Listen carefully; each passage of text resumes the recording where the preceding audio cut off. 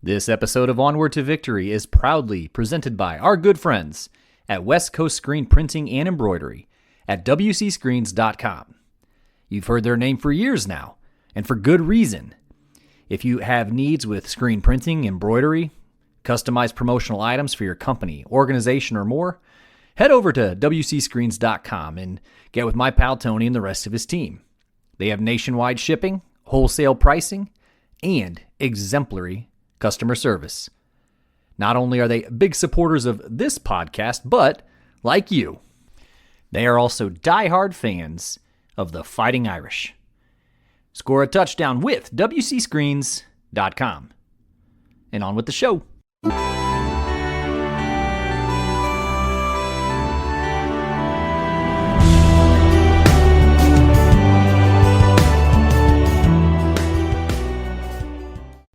Today on Onward to Victory, we're heading back to the very roots of Notre Dame football, building an all-decade team from the rugged, formative years of the 1880s and 1890s.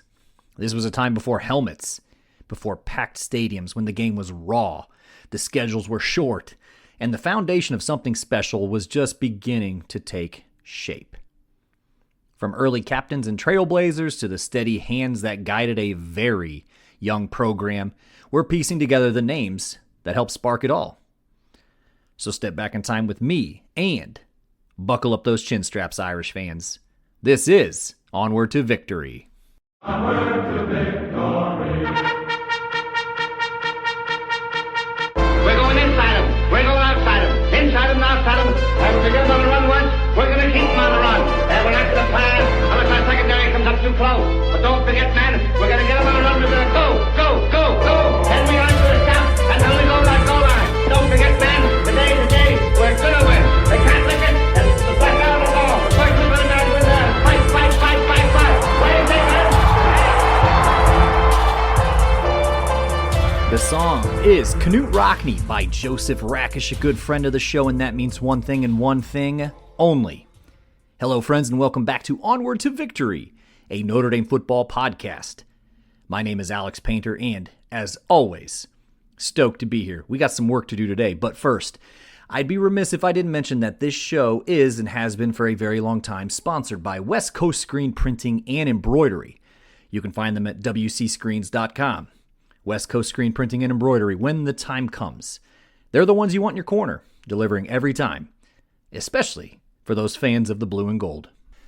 I suppose I'll say it kind of plain. Our show sponsors and supporters allow not just the show to continue, but to continue to be presented in an advertisement-free format. So thank you all for the support over the years. And on this show, we spend a lot of time talking about the giants of Notre Dame history, the superstars, the Gips, the Four Horsemen, the great coaches, of course, Rockney, Leahy, Parsegian, the Holtz teams, the championships, the All-Americans, the moments that became legend. But for today, we are heading somewhere much quieter, much earlier, and much more dangerous. In those days, pads were optional, and if you were one of the smart ones who chose to wear them, your reputation might take a hit for it.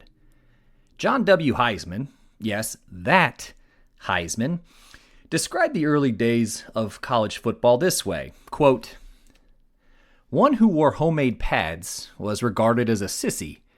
Nearly all the linemen lined up squarely against those who played the same position on the other team. They didn't bother to squat or crouch or play low. They mostly stood bolt upright and fought it out with each other, hammer and tongs, tooth and nail, fist and feet.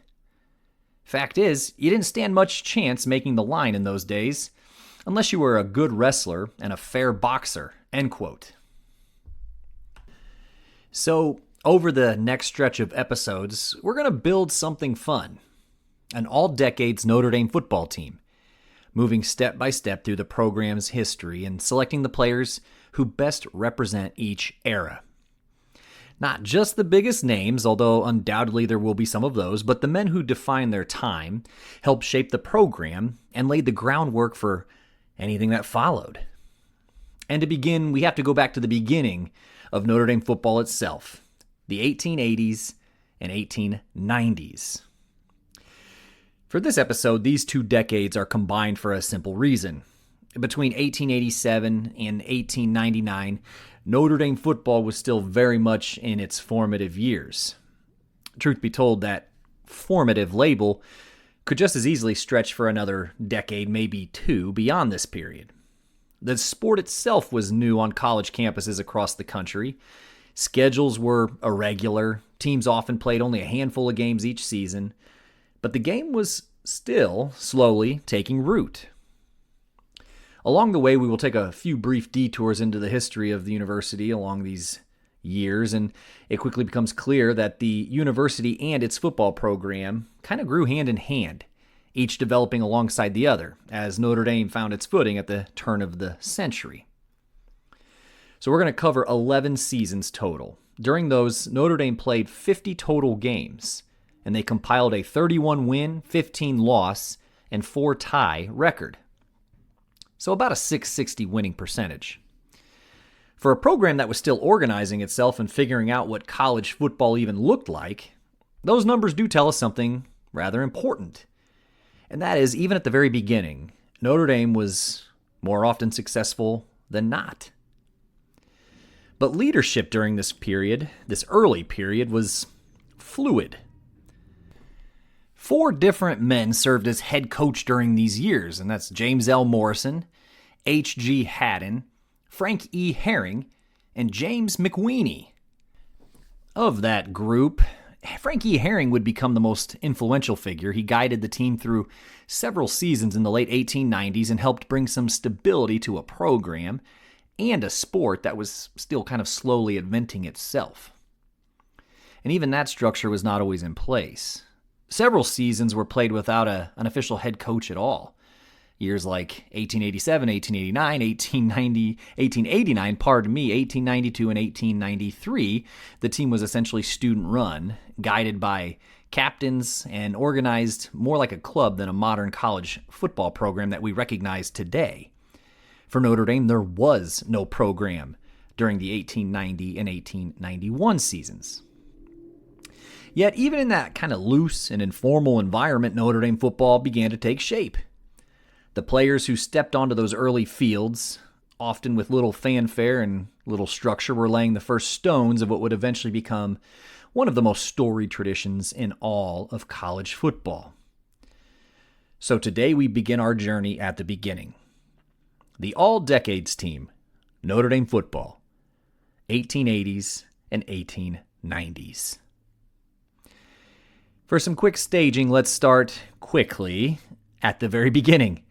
In September of 1841, a young French priest named Father Edward Sorin and a small group of Holy Cross priests arrived in New York after a transatlantic journey. They were filled with hope, with determination. Their destination of all places was Indiana, a frontier they believed ripe with opportunity.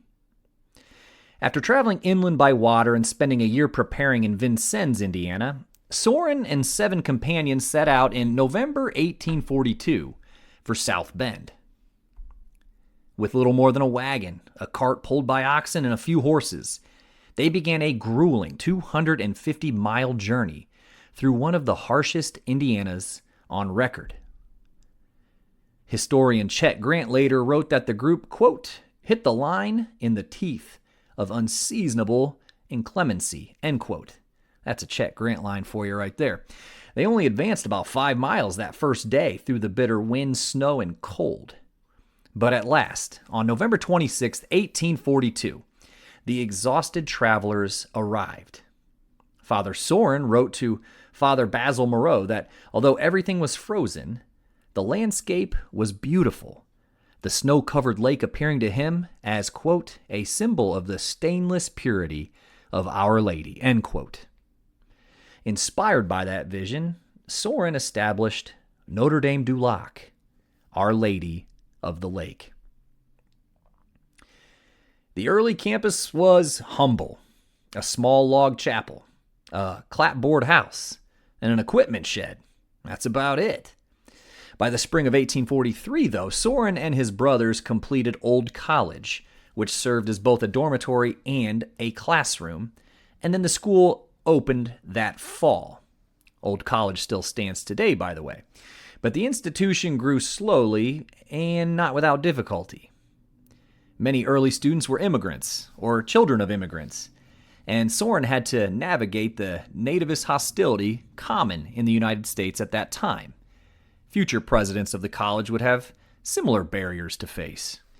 In a controversial movement to demonstrate loyalty to their adopted country, he actually banned public St. Patrick's Day celebrations on campus and instead emphasized 4th of July festivities. But despite sickness, financial instability, and the challenges of frontier life, the school did gradually establish itself. Enrollment reached 200 students by the 1860-1861 school year and even grew during the American Civil War, reaching 524 students in 1865-1866. The student body included younger pupils and trade apprentices, even a minim department for boys as young as 6. Through perseverance and Soren's determined, even intrepid leadership, the small frontier school endured and slowly laid the foundation for what would eventually become the University of Notre Dame that we know today. All right, so let's skip ahead a little bit. By the fall of 1887, after the sport had been kicking around campus for several years, the university was finally ready to give the game of football a more serious try. Though Notre Dame's embrace of football came somewhat slowly, November 23, 1887 stands as a watershed moment in program history. Nearly 45 years after Father Soren arrived in South Bend, not quite 20 years after the first official college football game, Notre Dame played its first intercollegiate football game against the University of Michigan, again November 23, 1887. 15 students had attended the team's first practice, and the campus's literary society had raised funds for 11 white cotton uniforms. While Brother Joachim, someone who worked at the university, secured a proper football. The team was captained by Henry B. Loon, who would later found and coach the football program at Gonzaga University. Michigan, by contrast, had nearly a decade of intercollegiate football experience, so Michigan ultimately won that first contest 8-0. Contemporary accounts describe the game as a friendly and spirited affair, noting the visitors' skill and expressing hope that the contest had sparked a, quote, enthusiastic football boom, end quote, that would lead to many more games in the years ahead, just how right they were. It is worth noting, though, that first football game that is credited as the first is kind of an exhibition, and it was just that, an exhibition. It was a demonstration even, but a watershed moment nonetheless. But the fireworks would come later. So by the spring of 1888, that Notre Dame team had stuck together. There was quite a bit of continuity between those who came out in the fall of 87 and the spring of 88. They had practiced a lot more, and by April, they felt ready to take on Michigan again, which they did on April 20th and April 21st in South Bend. This actually nets us our first couple all-decade team members. So let's start with Spokane, Washington native Henry Loon, who we just mentioned. He was a halfback. He gets the first nod. His importance lies as much in his leadership as in his play. Loon served as the very first captain in program history, and he held the role from the fall of 1887 through the spring of 1888. He was the driving force behind the team's formation, organizing the initial interest meeting that brought 15 students to Brownson Hall to discuss building a football squad from scratch. Beyond football, he was a true all-around athlete. He competed in baseball and was on the rowing team as well. As I mentioned earlier, after Notre Dame, Loon carried the game west. He founded and was the first coach for the football program at Gonzaga from 1892 to 1898, further extending his influence on the sport. Also emerging that spring is our second all-decades selection, the thin, wiry fullback, Edward Prudhomme. Like Loon, he served as captain. He led the team from 1888 through the 1889 seasons and helped provide some much-needed continuity in these early years. A Louisiana native, Prudhomme, which, by the way, is Prudhomme, so it kind of looks and sounds like, if you remember the quarterback Jake Delhomme, who was Delhomme, and also from Louisiana. But Prudhomme had the distinction of kicking the first extra point in Notre Dame history. So he almost certainly handled the team's kicking duties in addition to playing fullback. Like many of his teammates, he was active beyond football. He was on the rowing team as well, and he served as a ranking officer in the Sorin Cadets, which was kind of a precursor to your ROTC program. Those April matchups with Michigan also produced a small but significant breakthrough. Facing a seasoned Wolverines team and trailing 26-0, obviously Michigan was not taking it easy on Notre Dame that day. Notre Dame finally broke through late in the game. Chicago and Harry M. Jewett, at the time one of the university's most gifted athletes, burst through the line and raced for the first touchdown in Notre Dame history. It cut the margin to 26-6, and while it did little to threaten Michigan's commanding lead, it did offer a glimpse of what Notre Dame could become. For that TD scamper, a significant one, Jewett earns an honorable mention for the team. But again, for a program still in its infancy, it was a moment worth building on. And build they did. With Prudhomme at the helm, Notre Dame secured its first victory on December 6, 1888, defeating Harvard Preparatory School. The following season, in November 1889, they earned their first collegiate win. So in other words, they beat the first college. Harvard Prep was kind of a high school age team.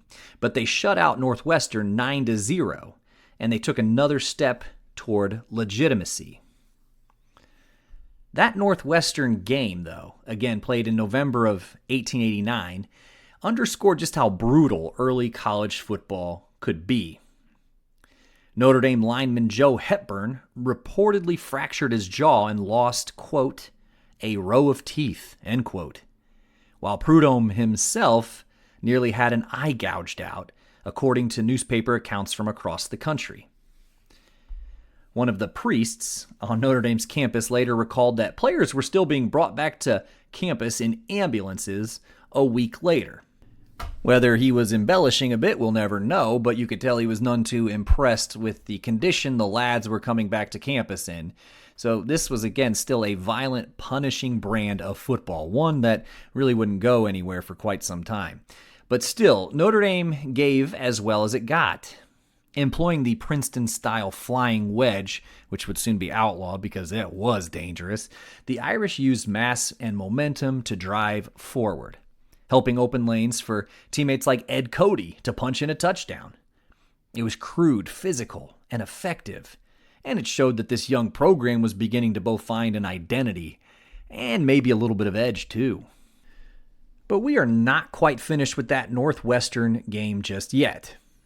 We have to give quarterback Ed Cody, and that is Coady, his due here. And I spell that name out intentionally because this is a family worth knowing in Notre Dame football history. I once did an episode on the Millers of Defiance, Ohio, as the first family of Notre Dame football. And that still holds true in terms of overall impact and production. But chronologically, the first family of Notre Dame football was the Codys. There were 3 Cody brothers from Pana, Illinois: Ed, Tom, and Pat. And remarkably, all 3 of them played quarterback. Ed, who actually earns a spot on our all-decade team, quarterbacked Notre Dame in late 1888 and through the 1889 season, meaning he was under center for those first 2 program victories over Harvard Prep and Northwestern. Tom served as backup quarterback in 1888. Then, after the program took a brief hiatus, as I mentioned earlier, in 1890 and 1891, the team returned in 1892 with the youngest brother, Pat, serving as both captain and quarterback. So, Ed, Tom, and Pat Cody. Now back to that 1889 Northwestern game once more. With Ed Cody at quarterback, he pulled off what is sometimes credited as the first play-action fake in Notre Dame history. Cody faked a handoff to end Steve Fleming, which froze the defense just enough, and then he kept it himself, darting into the end zone for a touchdown. It is a small detail, but a telling one. Even in those early, rugged days of football, there were already flashes of creativity, cunning, and deception beginning to take hold. By the way, that play-action anecdote comes from Michael Steele's Notre Dame Football Encyclopedia. However, sadly, Ed Cody would not live to see what the program he helped build would become. He passed away the following spring in 1890 at just 22 years old, making him the first member of our all-decade team to pass away. So young and so soon after helping guide Notre Dame, to its first victories. The loss was felt deeply on campus. The April 12, 1890 issue of the Scholastic, which is the school newspaper, remembered him this way, quote, "During his stay at the college, he had endeared himself to his professors and fellow students through his many noble qualities of mind and heart, for which he was gifted. His illness was of a few days' duration, and defied all that medical skill and the most careful, tender nursing could do to stay its progress. His last moments were made peaceful by all the rites of his holy faith. A consolation to his afflicted relatives, to whom all at Notre Dame extend their heartfelt sympathy in this hour of grief. May he rest in peace." End quote. And yet, the Cody name endures. More than a century later, Ed, Tom, and Pat were honored together with their induction into the Pana, Illinois Sports Foundation Hall of Fame in 2023. A fitting tribute to the chronological first family of Notre Dame football. So you're probably picking up on the fact that this team has been very back-heavy with Loon, Prudhomme, and Cody. And you're right. The fact is their play is a little easier to evaluate and analyze, but we will have some linemen in due time. So after that brief sabbatical in 1890 and 1891, Notre Dame football returned in 1892 and began to find a bit more structure and staying power. On the other side of that break, another halfback earns his place on our all-decade team, and that is Frank Keogh. Keogh, native of Lamont, Illinois, captained the 1893 and 1894 teams and quickly became one of the program's most reliable performers. This was still just before Notre Dame brought in its first full-time head coach, James L. Morrison, in 1894. In 1893, the team was guided by a pair of local figures, Walter Measle and Jimmy Studebaker, both of whom had recently played at Purdue and agreed to help coach the squad. Now, those names carried and carry some weight in South Bend. The Measle family was tied to a prominent local brewery, while the Studebakers, of course, were synonymous with the growing motor carriage empire. It is a fascinating snapshot of how early college football often relied on local connections and community figures to keep those programs going. But on the field, it was Keogh who did the heavy lifting. Read through the game accounts of the time, and his name appears again and again. 4 yards here, 8 yards there, 3 tough yards when they needed it most. He was the definition of a workhorse back in an era built on grit and ground game. Frank Keogh may not have a singular first attached to his name like some of the other earlier players, but his consistency, leadership, and production make him an easy choice for this team. All right, so I mentioned we're pretty back-heavy, which is true, and for the several reasons that I mentioned. How about we flip to some linemen? I've got a hell of a one here, and he gets a bonus point for being a Fort Wayne, Indiana native, just like your humble host. So at places like Notre Dame, Michigan, and many of the Ivy League schools, linemen in the 1890s typically checked in around 165 to 185 pounds. Honestly, 185 would have been pretty daggone big at that time. These were the tough, rugged players, the ones that Heisman said, well, you better be a decent wrestler and a fair boxer. But they wouldn't have been massive, at least not by modern standards. But then there was John W. Eggman. Eggman was a center and an absolute bulldozer at 6'5", 250 pounds. Let that sink in for a moment.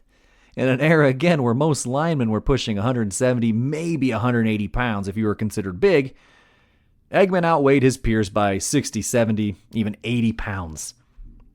He was not just bigger. He was something else entirely. I mean, you want to talk about a competitive advantage in the age of the flying wedge. That is a man built for it. So Eggman, again, a center, anchored that line from 1897 through 1899. Let me read some of his laudations here. After a 5-0 win over the University of Illinois at Champaign, mind you, in 1898, one of Illinois' coaches called him, quote, the greatest center he ever saw, end quote. In that game, Eggman actually blocked a punt that led directly to the lone touchdown scored by Notre Dame. Who's going to be able to block him? I just don't even know. It's almost unfathomable to think of a guy that big playing when the sport just from a tipping the scale standpoint was so much smaller. In the 1899 annual football review in the school paper, it was written, quote, the position of center was well taken care of by Big John. His size and weight coupled with his knowledge of the game gave him a decided advantage over many of the men who stood before him in play, end quote. And Eggman himself did not shy away from the physical nature of the sport.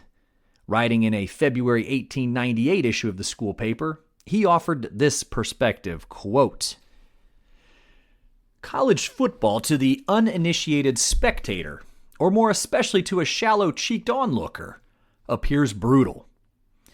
It is a fact that football, as played in our universities, is no child's play. Men that go into it must be prepared for rough treatment. When two 11s, fairly well matched in respect to training, are pitted against each other, there is not much danger of serious accidents. The game is designed for young men that are trained to the best possible condition, and who propose to use some brawn in it, as well as brain, end quote. Eggman was the son of a shoemaker, and would go on to live quite a life after Notre Dame. He returned to Fort Wayne where he practiced law, and he eventually rose to serve as a judge on the Allen County Circuit Court. He even gave back to his alma mater in another way. He served as president of Notre Dame's Alumni Association for a time. And perhaps fitting for a future man of the courtroom, he also had a flair for performance. While a student at Notre Dame, Eggman was known to take part in vaudevillian acts, showing a personality that matched his outsized presence on the field. Next up is John J. Farley, a New Jersey native who suited up for Notre Dame from 1897 through 1900. So I love using the school paper as a source. You're probably picking up on that. But a November 1899 issue of the school paper had this to say about our man Farley, quote, if there is anyone at Notre Dame that, besides being a true gentleman, is a true sportsman, it is John Farley, the Tiger Lily. For 3 seasons, he has been the idol of the rooters, and to them it will be welcome news to learn that he was unanimously elected captain for next year's varsity. If his players can keep pace with their leader, Captain Farley will head the greatest team in the West, end quote. So that was a 1899 announcement that Farley had been selected captain of the 1900 team. So Farley, later known as Pop, again, did indeed captain the 1900 team, which I know is just outside the scope of this team for this episode, but he did lead that 1900 team with 10 touchdown runs. Not bad for an end. It's worth remembering, too, that in the 1890s, the end position was not necessarily a specialist position. He blocked, he carried the ball on occasion, played both ways, so the end was one of the more versatile roles on the field. But Farley was a standout, not just in football, but also in baseball and track. He was a true all-around athlete. But more than that, he actually became a lasting figure at Notre Dame. Farley became a Holy Cross priest, and after his ordination, he spent 30 years serving as rector in multiple residence halls. And again, he earned the enduring nickname of Pop. Decades later, Chet Grant remembered him this way, quote, "He was Notre Dame's most unforgettable prefect," which again would have been someone who oversaw the residence halls. Farley was the monarch of all and everybody he surveyed in the undergraduate domain. He could appear fierce as a tiger and act with the cunning of a serpent, end quote. In many ways, Farley was exactly the kind of figure Notre Dame needed in those early years. A leader on the field and, later, a steady and formidable presence shaping student life off of it. And not for nothing, today on Notre Dame's campus, you have Farley Hall, which was the first residence hall constructed after World War II as the result of increased need for student housing. So this was after Farley had already passed away. He died in the 1930s. But again, even a decade and a half later, they were looking to honor and memorialize Pop Farley. And as a quick honorable mention, another lineman, not necessarily for play, but for the sheer quote of the decade, we turn to 1890s lineman Frank Hanley. So the early days of college football, I know we're talking about it a lot, but they were anything but standardized. Rules, eligibility, uniforms, even academic expectation, all of it was just rather inconsistent. And for some players, academics were, let's just say, not the priority. When a correspondent from Harper's Weekly, which was a very, very famous periodical in the 19th century, asked Hanley what he was taking in college, his response was simple, quote, "Baths," end quote. It is one of the great lines from the early era and a perfect snapshot of a time when players, for some of them anyway, just getting on the field mattered a whole lot more than what happened in the classroom. And to be fair, Frank, who was a South Bend native, was a member of the team for 4 seasons from 1896 through 1899, so he was certainly not an itinerant member of the team. He was fairly steady. All right, and finally, who's going to coach this team? From 1896 through 1898, Notre Dame football took a major step forward with Frank E. Herring, a Sunbury, Pennsylvania native and the program's first full-time head coach, who was famously compensated in part with cuts of beef from the university farm. I mentioned James Morrison in 1894. He was actually a part-time coach. He was paid $40 per week for a 2-week gig. And actually, what's interesting is in 1894, Morrison started at Notre Dame, and by mid-season, he actually, after his contract was up, he went to Hillsdale College and coached there. Back to Herring here. A former player, he played under Amos Alonzo Stagg at Chicago. So Herring brought instant credibility and, more importantly, ambition to a program that was still trying to muster up either of those things. He even lined up under center as quarterback in 1896, so he served as a true player coach. Some later called Herring the father of Notre Dame football, and fittingly, he delivered the keynote address at the dedication of Notre Dame Stadium in 1930. Herring quickly worked his connections to elevate the program's schedule, lining up regional powers like Michigan, Illinois, and Indiana, and he helped push Notre Dame even closer to legitimacy. He wore just about every hat imaginable, too, while he was on campus. He coached football, of course, but he was also the baseball coach, and he coached basketball. In fact, on the basketball front, he served as the school's first official basketball coach. In terms of football, though, during his tenure, the team went 12 wins, 6 losses, and 1 tie. All of this is also worth noting. Off the field, Herring and his wife, Clarabelle, were deeply involved in the South Bend community. They helped establish Herring House, which was a community center for African American kids. And for good measure, Herring was also an early advocate for what would eventually become Mother's Day. If you want to learn more about Herring, I actually did a whole episode on him, and he was just a top-notch guy. He was a total ace. So go back and listen to that episode if you're interested in learning more about Frankie Herring.